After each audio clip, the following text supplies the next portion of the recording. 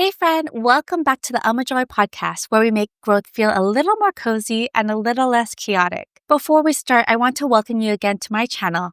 I am Alma Joy, a working professional, life coach, and content creator in San Diego, California. And whether you're tuning in on your morning walk, during your commute, or curled up at home, I am so glad you're here. So let me guess. You want to get things done. You have goals, dreams, and plans. But some days, maybe most days, just thinking about it all makes you tired. You're not lazy, you're probably just overwhelmed. And today, I want to give you a softer, kinder way to move forward. We're talking about soft goals.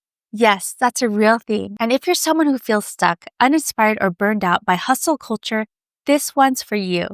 So let's get into it. What are soft goals? Why do they matter? And how can they help you feel inspired and motivated without pressure or guilt? Soft goals are goals rooted in how you want to feel, not just what you want to achieve. They're flexible, gentle, personal, and honestly, they're powerful. So instead of saying, I have to work out 5 times a week, a soft goal might be, I want to move my body in ways that help me feel grounded and energized. And instead of, I need to write a book by June, a soft goal might be, I want to reconnect with my writing and express what's on my heart. It's not about being vague. It's about being aligned. I am a big checklist person. Like, if it isn't in my planner, it didn't exist. But over time, I noticed when I didn't hit a goal perfectly, I feel defeated. And when I feel defeated, I stop trying altogether. So I started shifting the way I approach things.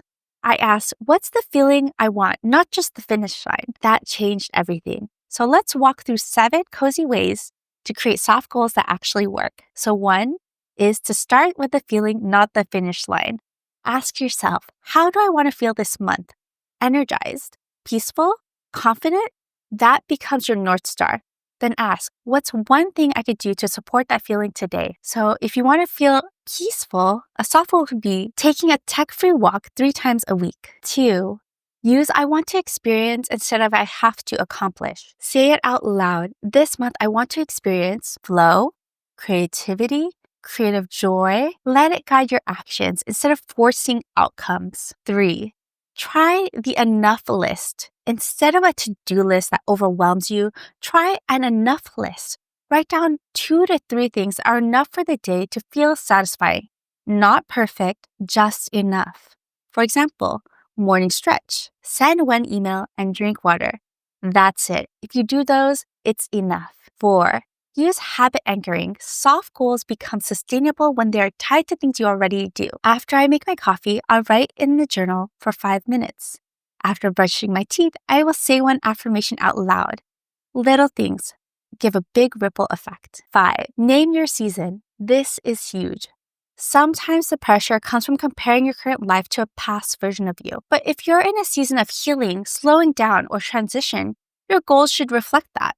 So a soft goal for this could be, this is a season of restoration. I will focus on rest, reconnection, and creativity without deadlines. 6, use visual cues. Soft goals are felt more when tracked. So create a visual reminder, a background on your phone that says gentle progress is still progress. Let your environment reflect your new pace. 7, celebrate mini shifts. With soft goals, we celebrate the process, not just the prize. Did you set a boundary today? Win. Did you take a break instead of pushing through? Also win. Did you get rest without guilt? Huge win. One of my soft goals last year was to reconnect with my creativity. No pressure, no deadlines. So I made a little ritual. 15 minutes of writing with tea. No word count, no expectations. A few months later, I had the outline of a new book idea, and I enjoyed the process. Soft doesn't mean weak. It means sustainable. So let's wrap this all up.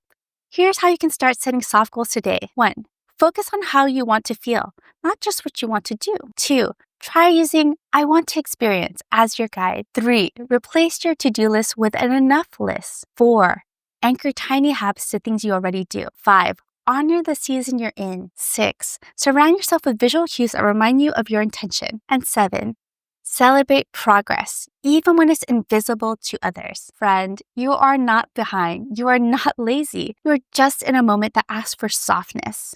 Give yourself permission to grow at your own pace. And remember, productivity can feel peaceful. You are doing enough. If this episode helped, I'd love if you would subscribe, share it, or leave a quick review or comment. And tell me, what's one soft goal you're setting this week? Until next time, take care and remember, you are enough.